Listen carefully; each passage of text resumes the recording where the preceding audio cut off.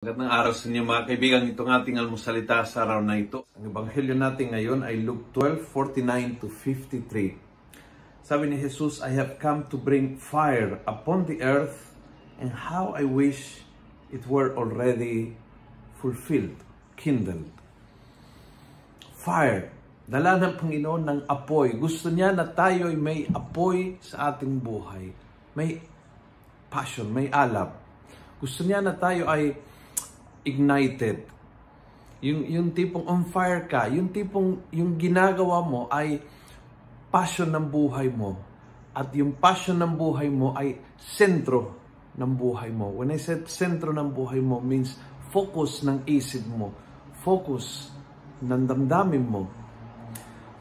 Minsan ang nangyari, ang ating passion ay ginawa nating sideline. Ang ating passion ay ginawa nating hobby, ginawa nating gawi. Ginawa nating tinabi na lang. Yes,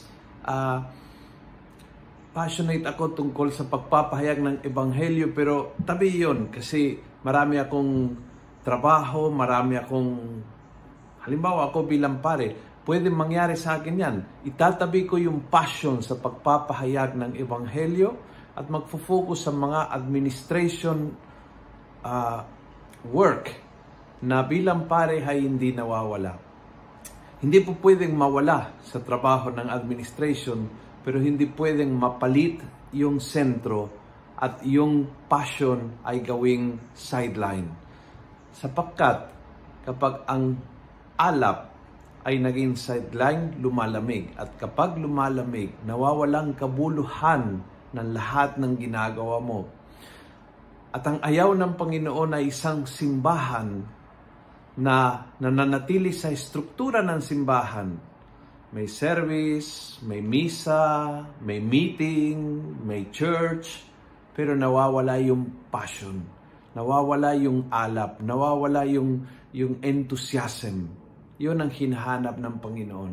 Ang ginawa po ng mga santo ng simbahan is naging busy sa libong-libong gawain, pero hindi nawala sa sentro ng kanilang alap.